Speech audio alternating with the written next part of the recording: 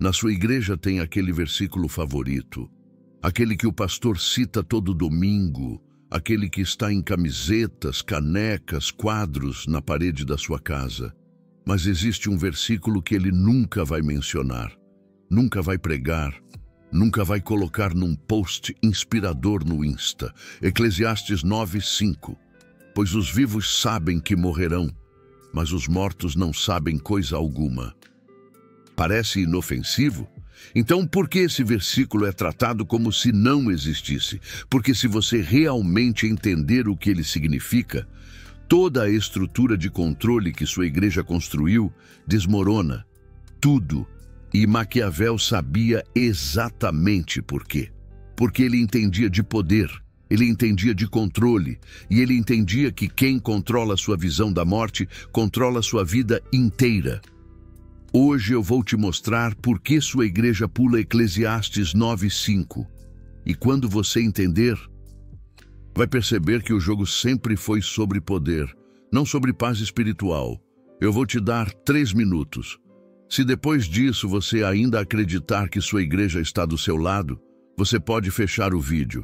Mas se você ficar, no final, eu vou revelar o método maquiavélico em 3 passos que te liberta desse controle, sem precisar abandonar sua fé. Só que primeiro, você precisa saber o que eles estão escondendo.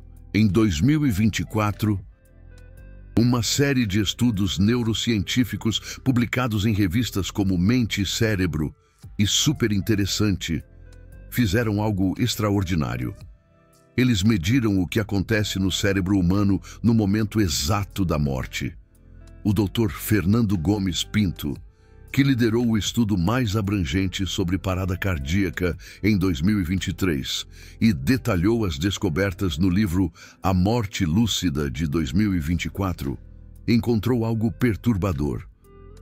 40% dos pacientes que sofreram parada cardíaca e foram ressuscitados mostraram atividade neurológica consistente com consciência transitória, até 1 hora durante a reanimação. 1 hora depois do coração parar. A doutora Susana Herculano Ouzel, da Universidade de Michigan, identificou onde essa atividade acontece: na junção dos lobos temporal, parietal e occipital, a região envolvida em múltiplas características da consciência. Traduzindo, a ciência de 2024 está dizendo que a consciência pode persistir significativamente após a morte clínica. E agora, volta para Eclesiastes 9:5. Os mortos não sabem coisa alguma. Você vê o problema? Se os mortos não sabem nada, se não há consciência após a morte, se não há julgamento imediato, céu imediato, inferno imediato, então para que serve todo aquele medo, toda aquela culpa, toda aquela urgência de se converter agora ou queimar para sempre? Maquiavel escreveu em O Príncipe: os homens devem ser acariciados ou destruídos, pois se vingam de ofensas leves, mas não podem fazê-lo de grandes. Ele entendia que o medo é uma ferramenta de controle, mas o medo precisa ser grande o suficiente para paralisar, não pequeno o suficiente para irritar. E qual é o maior medo que existe? A morte. E o que vem depois dela? Se você controla a narrativa da morte, você controla tudo. E é exatamente por isso que Eclesiastes 9:5 é perigoso. Rafael tinha 34 anos quando finalmente leu Eclesiastes completo, pela primeira vez, sozinho, não numa pregação, não num grupo de oração, sozinho, na Bíblia dele, sem ninguém dizendo o que significava. Ele chegou no capítulo 9, versículo 5, os mortos não sabem coisa alguma, e parou, porque na semana anterior, o pastor tinha pregado sobre o inferno, 45 minutos, detalhando o tormento eterno, o fogo que nunca apaga, a consciência eterna no sofrimento. Você vai sentir cada segundo, o pastor disse, para sempre, consciente, sofrendo. E agora Rafael está lendo, os mortos não sabem coisa alguma. Ele voltou no versículo, leu de novo, depois leu o 6. Amor, ódio, inveja, tudo isso já pereceu. Pereceu, acabou. Não sabem nada. Rafael fechou a Bíblia. Abriu de novo. Checou se era a mesma Bíblia que a igreja recomendou. Era. E então ele fez algo que mudou tudo. Ele pesquisou quantas vezes o pastor tinha pregado sobre Eclesiastes nos últimos 5 anos. 0. Nem uma vez. O livro estava lá. 12 capítulos. Parte das Escrituras. Inspirado por Deus, segundo a própria doutrina da igreja, mas nunca pregado. E Rafael percebeu. Não era esquecimento, era estratégia. Os estudos teológicos confirmam isso. Ricardo Gondim, teólogo e pastor, documentou que Eclesiastes 9:5 é um dos versículos-chave para congregações menos tradicionais. Grupos que rejeitam a imortalidade natural da alma. Por quê? Porque o versículo contradiz frontalmente a doutrina grega de alma imortal que a igreja adotou no século IV. Espera, grega? Sim. A doutrina de que sua alma é naturalmente imortal e vai direto para o céu ou inferno não vem da Bíblia hebraica. Vem de Platão. Platão ensinava que o corpo é uma prisão temporária. E a alma é eterna, imutável, imortal por natureza, e quando o cristianismo se fundiu com a filosofia grega nos primeiros séculos, essa ideia foi absorvida, completa, total. Mas o texto hebraico diz o oposto. Eclesiastes 9:5. Não sabem nada. Salmos 146:4. Sai-lhes o espírito e eles tornam ao pó. Naquele mesmo dia perecem todos os seus desígnios. Salmos 6:5. Pois na morte não há lembrança de ti, no sepulcro quem te louvará? Salmos 115:17. Os mortos não louvam ao Senhor, nem os que descem ao silêncio. Versículo após versículo dizendo a mesma coisa. Morte é inconsciência. Silêncio, não existência temporária até a ressurreição. Mas essa interpretação tem um problema gigantesco para igrejas. Se os mortos não sabem nada, não há inferno consciente. Agora, não há tormento eterno em chamas. Não há urgência de aceitar Jesus hoje antes que seja tarde demais. E sem urgência, não há medo. E sem medo, não há controle. Maquiavel sabia disso 500 anos atrás. Ele escreveu: os homens são tão simples e de tal modo obedecem às necessidades presentes, que aquele que engana sempre encontrará quem se deixe enganar. Controle pela morte, controle pelo medo do que vem depois. E Eclesiastes 9:5 destrói esse controle. Por isso é ignorado. Agora aqui vem a virada que ninguém espera. Porque até agora você pode estar pensando: tá, então minha igreja esconde versículos. E daí, isso significa que eu devo largar minha fé? Não. Significa que você deve tomar de volta o controle sobre sua própria interpretação, sobre sua própria jornada, sobre seu próprio relacionamento com o divino. Porque Maquiavel nunca disse para abandonar instituições. Ele disse para entender como elas funcionam e usar esse conhecimento a seu favor. E aqui entra algo que vai explodir sua cabeça. O próprio Eclesiastes não era sobre abandono de fé, era sobre realismo brutal. O livro inteiro é escrito sob a ótica terrena, uma frase repetida 30 vezes. É a perspectiva terrena, humana, observacional. E do ponto de vista humano, sim, os mortos não sabem nada. Não há evidência observável de consciência pós-morte no plano material. Mas no final do livro, Eclesiastes 12:7 diz: e o pó volte à terra como era, e o espírito volte a Deus, que o deu. Volte a Deus. Não continue consciente em tormento. Volte. É uma visão completamente diferente. E ela tira o poder das mãos da instituição e coloca de volta em Deus, mas a igreja que você frequenta não quer que você saiba disso. Porque se você entende que a morte não é tormento eterno imediato, mas descanso até a ressurreição, você para de ter medo, e pessoas sem medo não são controláveis. Rafael levou 3 meses para processar isso. 3 meses lendo sozinho, pesquisando, orando, sentindo o chão se abrir sob seus pés. No primeiro mês, ele sentiu raiva de ter sido enganado, raiva de ter vivido 34 anos, com medo de um tormento que talvez nunca existiu, da forma que lhe ensinaram. No segundo mês, ele sentiu confusão. Porque se isso estava errado, o que mais estava? Se a doutrina do inferno consciente eterno era manipulação, quais outras doutrinas eram?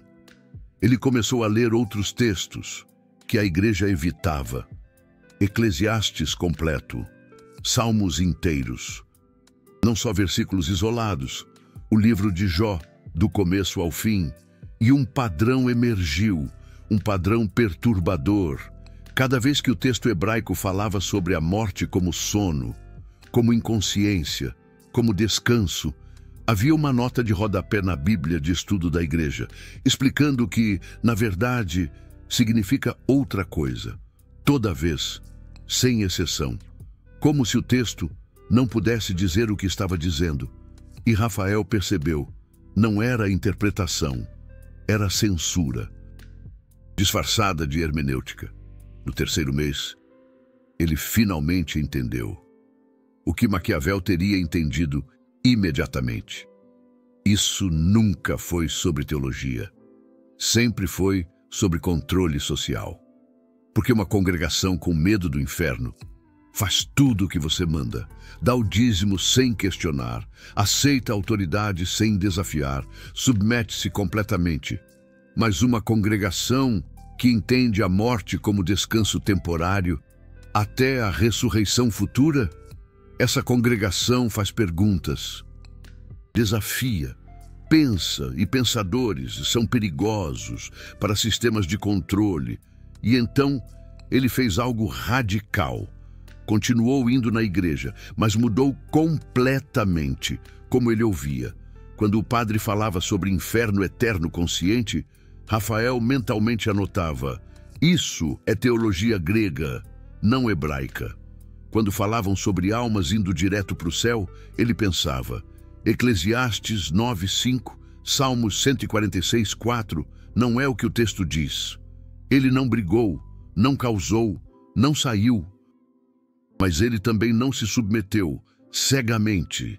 Ele aplicou o princípio de Maquiavel. Parece o que não é, esconde o que é.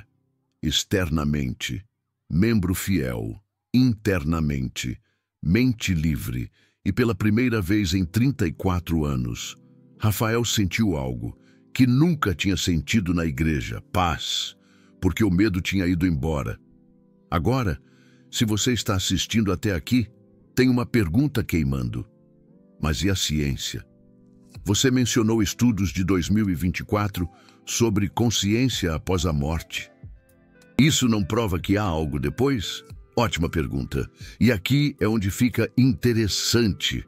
Os estudos de 2023-2024 sobre experiências de quase morte mostram que sim, há atividade cerebral mensurável após a morte clínica, até 1 hora. Em alguns casos, o estudo do Dr. Fernando Gomes Pinto, publicado em 2023 e detalhado no livro A Morte Lúcida de 2024, analisou pacientes durante parada cardíaca em ambiente hospitalar, com monitoramento completo de EEG e oxigenação cerebral.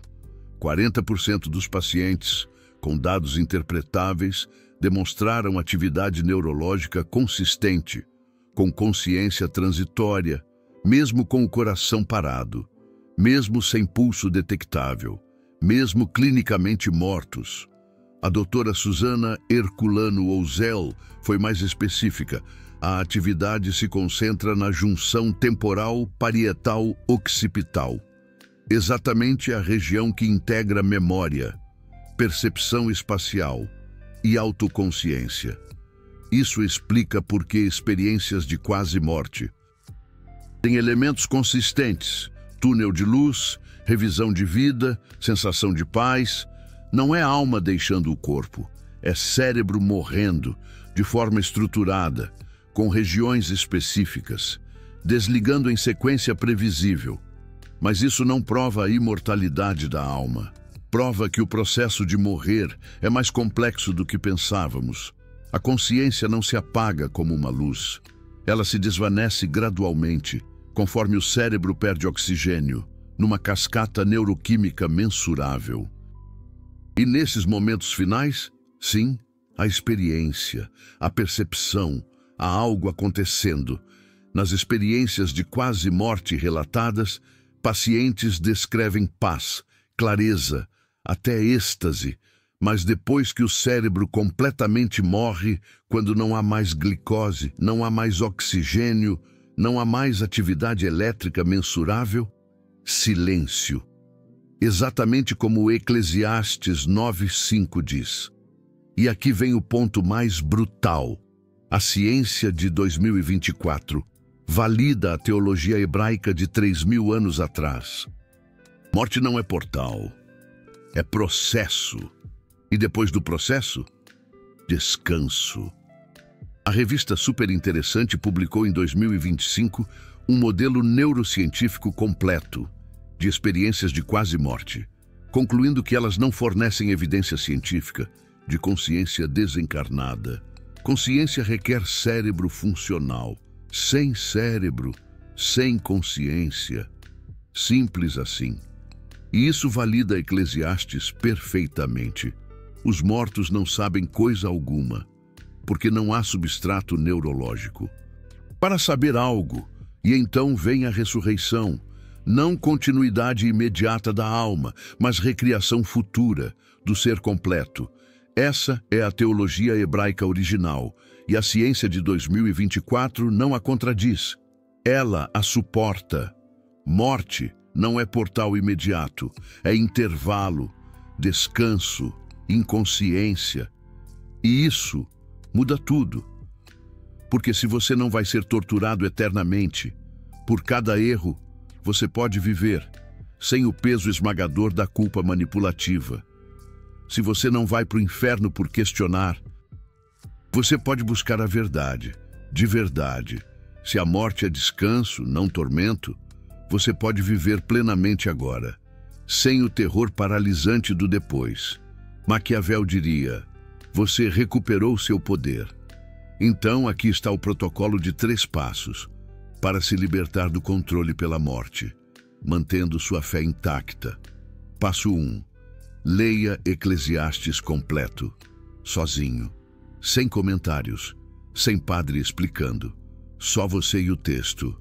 Não use Bíblia de estudo. Use tradução direta. Almeida Revista e Atualizada ou Nova Versão Internacional servem. E enquanto lê, anote cada vez que ele fala sobre a morte, cada vez que ele descreve o que acontece com os mortos. Você vai encontrar pelo menos 10 referências diretas. E todas dizem a mesma coisa: a morte é inconsciência. Eclesiastes 3, 19, 20. O destino dos homens é o mesmo dos animais. Todos vão para o mesmo lugar. Todos vêm do pó, e ao pó todos voltam. Eclesiastes 9, 5. Os vivos sabem que morrerão, mas os mortos não sabem coisa alguma. Eclesiastes 9, 10. Tudo quanto te vier à mão para fazer, faze-o conforme as tuas forças.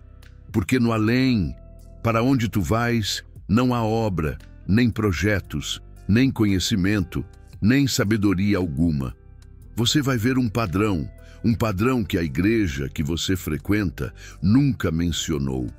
A morte não é continuidade consciente, é fim temporário, até a ressurreição.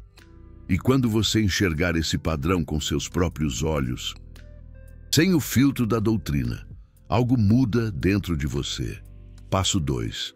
Compare o que você aprende na igreja que você frequenta com o que a Bíblia realmente diz sobre a morte e a vida após a morte.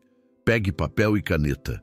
Faça uma lista física. Isso é importante, porque escrever à mão ativa um processamento cognitivo mais profundo do que digitar no computador. De um lado da folha, o que o livro de Eclesiastes diz explicitamente. Do outro lado, o que o pastor, o padre ou o líder religioso prega nos sermões sobre a morte, o céu, o inferno e o julgamento final. E então, adicione uma terceira coluna, a origem da doutrina. De onde vem o que o pastor está ensinando? Versículos isolados? Parábolas interpretadas ao pé da letra? Tradição da igreja? Ou filosofia grega? Pesquise a história da doutrina da imortalidade da alma. Você vai descobrir que ela não vem de Moisés, não vem dos profetas e, surpreendentemente, não vem de Jesus. Ela vem de Platão, lá no século IV a.C., e só foi adotada pela Igreja no Concílio de Nicéia, em 325 d.C., quase 700 anos depois de Platão, 300 anos depois de Jesus. A doutrina grega substituiu a teologia hebraica, e a igreja que você frequenta nunca te contou isso. Não tire conclusões precipitadas. Apenas observe as diferenças. Simplesmente registre os fatos, porque consciência é poder. E você está recuperando a sua consciência, um fato de cada vez, uma verdade por vez. Passo 3. Decida estrategicamente o que fazer com essa informação, baseando-se em uma análise fria de risco-benefício e não na emoção. Você tem 3 opções. E cada uma delas tem consequências que você precisa calcular com a maior frieza possível. Opção A: confrontar publicamente a igreja que você frequenta. Análise de risco-benefício. Benefícios potenciais. Você liberta outras pessoas que têm as mesmas dúvidas, mas não têm coragem de falar. Você passa a viver com total integridade, alinhando sua crença interna com a sua expressão externa. E você potencialmente muda a igreja por dentro. Riscos prováveis. Você será taxado de herege, de rebelde, de influenciado pelo tinhoso. O pastor vai começar a usar você como exemplo negativo em futuras pregações. Seus amigos de longa data vão te evitar. Sua família pode se afastar. E você pode ser formalmente excluído da membresia. Resultado mais provável: marginalização social completa, expulsão e 0 mudança na igreja. Porque sistemas nunca mudam por confronto direto. Eles mudam por erosão lenta e gradual. Maquiavel diria: nunca ataque um inimigo que você não precisa atacar. E nunca ataque frontalmente, quando você pode vencer com uma manobra lateral. Confronto público é satisfação emocional e não estratégia eficaz, a menos que você esteja disposto a perder tudo para salvar outros. Não escolha essa opção. Opção B: sair silenciosamente da igreja que você frequenta. Análise de risco-benefício. Benefícios potenciais. Liberdade total e imediata. Sem mais hipocrisia, sem mais fingimento. Você pode buscar uma nova comunidade em lugares que validem a sua nova compreensão. Paz mental instantânea.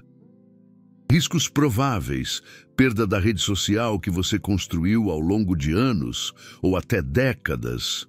Se a sua família inteira frequenta a igreja, prepare-se para uma tensão familiar severa. Possível isolamento social, principalmente se a igreja era o seu único círculo social. E você pode ser rotulado de desviado, perdido ou enganado pelo mundo. Resultado mais provável: liberdade, com um custo social alto. Você ganha autonomia espiritual, mas paga com seus relacionamentos. Dependendo da sua idade e do seu contexto, Isso pode ser devastador ou libertador. Maquiavel diria: é melhor ser raposa do que leão, porque o leão não se defende das armadilhas e a raposa não se defende dos lobos. Precisamos ser raposa para reconhecer as armadilhas e leão para afugentar os lobos. Sair da igreja é uma tática de leão, frontal, honesta, poderosa. Mas se a armadilha social for forte demais, você cai nela ao sair. Opção C: aplicar Maquiavel na prática. Permanecer na igreja exteriormente, mas manter-se internamente livre. Usar a comunidade para a conexão social, mas nunca mais permitir o controle mental. Análise de risco-benefício.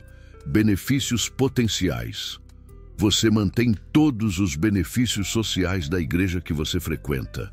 A comunidade, a amizade, o apoio em momentos de crise, a rede de relacionamentos, mas você recupera a autonomia total sobre suas próprias crenças. Você se transforma em um observador antropológico e não mais em um participante cego. E você pode até influenciar outras pessoas discretamente ao longo do tempo. Riscos prováveis. Dissonância cognitiva constante entre o que você sabe e o que você finge aceitar. Sensação de hipocrisia, que pode corroer a sua paz interior, e o risco de ser descoberto e sofrer as consequências da opção A sem ter escolhido o confronto. Resultado mais provável: um equilíbrio pragmático. Você se torna um membro funcional da igreja, sem ser um crente submisso. Canta os hinos, participa dos eventos, mas pensa livremente. É o que Maquiavel chamaria de virtude, a capacidade de adaptar a aparência à necessidade, sem perder a essência interna. Maquiavel escreveu: todo mundo vê o que você parece ser, poucos sentem o que você realmente é. E esses poucos não ousam se opor à opinião dos muitos. Traduzindo, controle a sua aparência, proteja a sua essência e escolha a dedo quem realmente conhece você. Essa opção exige mais sofisticação psicológica. Não é para quem precisa de consistência absoluta entre o interno e o externo. É para quem entende que o poder real vem da autonomia silenciosa e não da rebelião pública. Maquiavel escolheria a opção C sem hesitar, porque o poder real não é rebelião dramática, é autonomia silenciosa. Mas você pode escolher a opção A ou a opção B. Depende do seu contexto, das suas necessidades, da sua estrutura psicológica, da sua capacidade de suportar a dissonância e do valor que você atribui à comunidade versus a integridade absoluta. O importante é que agora você pode escolher. Você tem as 3 opções mapeadas, com seus respectivos riscos e benefícios, porque agora você sabe, e conhecimento sem ação é apenas informação. Conhecimento com estratégia é poder. E o conhecimento é um poder que ninguém pode tirar de você. O Rafael hoje tem 37 anos e ainda frequenta a mesma igreja. Ainda canta os mesmos hinos, mas quando o pastor fala sobre o tormento eterno, o Rafael sorri por dentro, porque ele sabe algo que a maioria ali não sabe. Ele não tem medo. E um homem sem medo, numa sala cheia de pessoas assustadas, esse é o homem mais poderoso da sala. Ele não precisa gritar. Ele não precisa provar nada. Ele só precisa saber. E agora, você também sabe. Eclesiastes 9:5. Não é heresia, é libertação. A igreja que você frequenta pula esse versículo, porque ele tira o medo. E sem medo, você não pode ser controlado. Mas Maquiavel ensinou que o verdadeiro poder não vem de controlar os outros. Ele vem de não ser controlável. E hoje, você se tornou incontrolável. Mas atenção, Incontrolável não significa insubmisso a Deus. Significa insubmisso a sistemas humanos de controle, que usam Deus como ferramenta. Existe uma diferença monumental entre fé genuína e submissão institucional. A fé genuína questiona, investiga, busca a verdade, mesmo quando ela é desconfortável. A submissão institucional aceita, repete, teme questionar, porque foi ensinada que a dúvida é pecado. Mas o livro de Eclesiastes inteiro é um exercício de questionamento brutal da realidade. E está na Bíblia, inspirado por Deus, segundo a própria doutrina. Então, se Deus inspirou o questionamento, quem é o pastor para proibir? E hoje, você se tornou incontrolável. E isso não te afasta de Deus. Isso te aproxima, porque agora você busca a verdade, não o conforto institucional. Você acabou de descobrir por que a sua igreja esconde o versículo mais libertador da Bíblia. E agora que você sabe disso, tem uma escolha a fazer: viver com medo ou viver com poder. Esse tipo de conteúdo, brutal e sem filtros, sobre religião, poder e controle mental, custa caro, porque os algoritmos das redes sociais penalizam vídeos que desafiam instituições. Cada vídeo assim tem o alcance reduzido, a monetização limitada e um shadow ban é praticamente garantido. Mas eu continuo fazendo, porque alguém precisa falar a verdade, aquela que ninguém tem coragem de dizer. Se esse vídeo te libertou de algum medo que você carregava há anos, o valeu demais, ali embaixo, não é só um apoio financeiro, é você dizendo: continue revelando o que eles escondem. Eu quero a verdade, não o conforto. Quando você clica naquele coração dourado, você está financiando a próxima verdade brutal, que vai libertar outra pessoa. Você não é só espectador, você é cúmplice da verdade. E num mundo de mentiras confortáveis, ser cúmplice da verdade é um ato revolucionário. Agora, deixe um comentário dizendo Eclesiastes 9:5. Se você teve a coragem de ler o versículo completo depois deste vídeo, ou se você é pastor ou padre e quer refutar tudo que eu disse aqui, comenta também, mas traga versículos, não só doutrina, porque Maquiavel ensinou: argumente com fatos, não com autoridade. E se você quer mais verdades que a igreja que você frequenta esconde, se inscreve e ativa o sininho, porque semana que vem eu vou revelar por que os pastores ou padres nunca pregam sobre Eclesiastes 9:10. E quando você entender, vai perceber que o jogo é muito maior do que você imagina. Até lá, leia Eclesiastes 9:5 e sinta o medo ir embora, porque quem não tem medo da morte não pode ser controlado pela vida. E isso, meu amigo, é poder maquiavélico puro.